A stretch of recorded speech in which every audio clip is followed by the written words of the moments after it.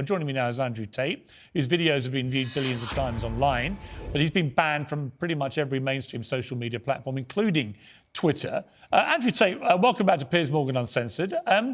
Your take on this, I think, is quite interesting because you've been a victim of being, if victim's the right word, but you've been removed from social media platforms for your opinions.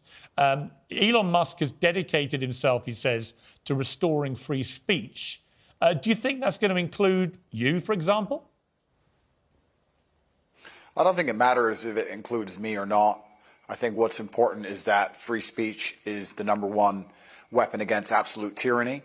And although you cannot have complete free speech because then conversations completely break down into asinine insult fests, I do like the idea of the changing of the guard when it comes to control over information. Is it possible, Andrew Tate, to actually police something like Twitter, to be a platform for genuine free speech? Or is it so toxic and tribal now that whatever happens, you know, before we had all the people on the right screaming away that they were being no platformed and so on. Now you've got all the people on the left screaming that they're being diminished in some way. It's very tribal, very toxic. Can Musk cut through that? And if so, how? Yeah, it's going to be extremely difficult. There's always going to be one group of people who are extremely unhappy, but I think that anybody who's perspicacious enough to understand the truth of what's been going on in the world recently will know that the left and their narratives have certainly been protected for a very long time.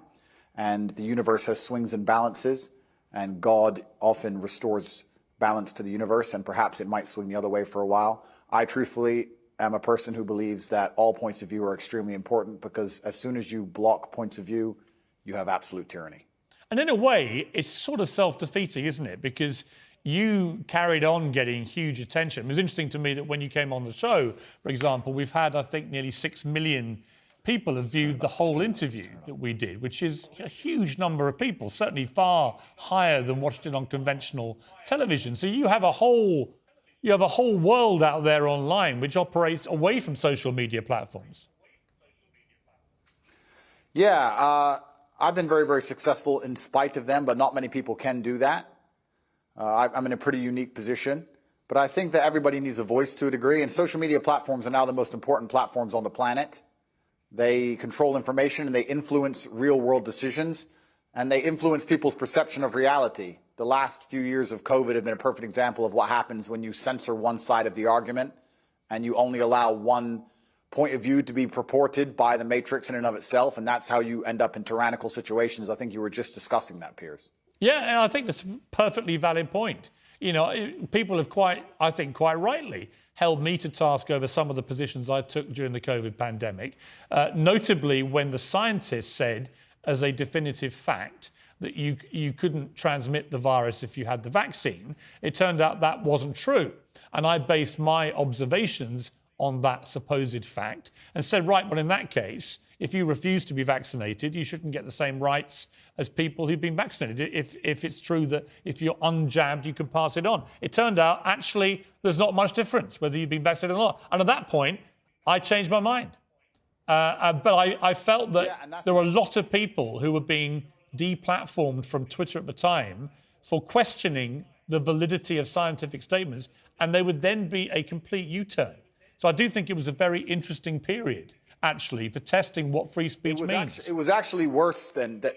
You're right, Piers, but it was actually worse than interesting, because what happens is when you censor an entire side of the argument and only allowed one side of the argument to have a voice, you are changing reality in real time. You are shaping the world. The only reason that scam continued as long as it did, and the only reason people didn't get to see their own parents get buried, and the only reason people sat and missed cancer appointments because they were scared of the common cold, was because they were censoring anybody who said anything contrary to the purported version of events that the mainstream media decided they want the entire world to swallow. It's beyond simply interesting, and it's beyond simply funny or coincidental. Yeah, I mean, I will challenge you on one thing. It's not the common cold, right? COVID-19 has killed 6.6 million people. It is one of the most deadly viruses, certainly of our lifetime. So it wasn't the common cold, but I do think it is completely justified for people to say we should be more cautious, I think, about accepting during fast-moving pandemics the word of scientists as being sacrosanct, because on a number of things, from the use of masks to the efficacy of vaccines in preventing transmission, they did massive U-turns. I've read enough history books to know that the people who do the censoring are never the good guys. And they've been censoring a lot of arguments for a very long time in the name of good. They are weaponizing virtue, and it's always in the name of tyranny. Anybody who is out here trying to silence an entire side of an argument on any subject, whether it's COVID-19, immigration, anything else, they are the evil people who are out for absolute mind control of the populace. And they should be feared. I certainly agree. I certainly agree that I think the healthiest thing for any democracy is for all views to be aired and debated. We seem to have lost the ability to debate. You know, when I interviewed you, yeah, we had a few fractious moments, but actually, I thought it was a pretty spirited debate between people who perhaps had, you know, preconceived views of each other. And I've got no problem interviewing you now about these because I think you have an interesting take on this stuff.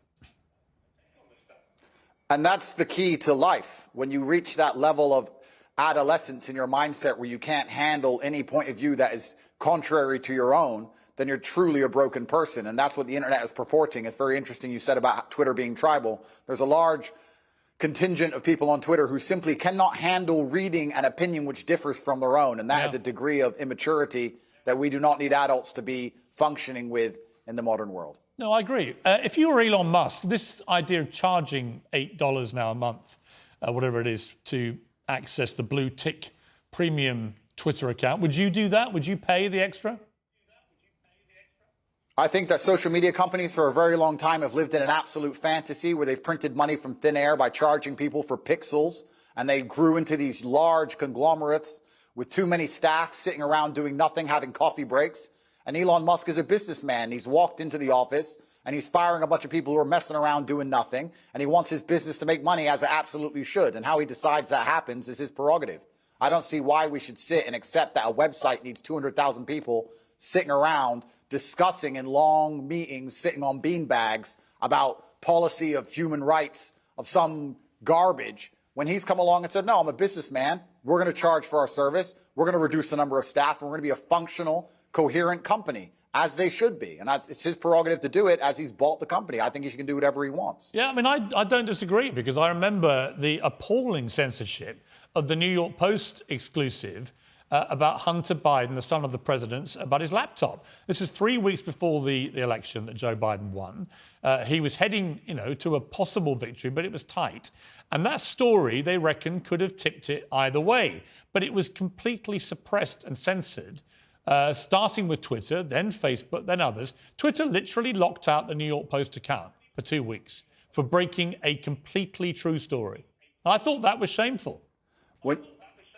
It's worse than shameful. It's worse than shameful. When you control information, you control the real world. They affect the real world in real time. They are genuinely affecting the reality people live in. They are not just a company. They're not just a social media platform. It affects absolutely every single person on the planet when it changes who is elected. I don't want to comment specifically on Hunter Biden or the laptop. I would never kill myself. But I don't think it's fair that they would hide certain key information that close to an election. And the fact that they've done that was done specifically to affect the world that we all live in. And we all have to suffer the consequences of those things. So to sit and say that these companies can just do whatever they want, they're private, etc. No, free speech is beyond important for democracy. It's important for the reality that we exist under. Andrew Tate, thank you for joining me. I appreciate it. Thank you, friend.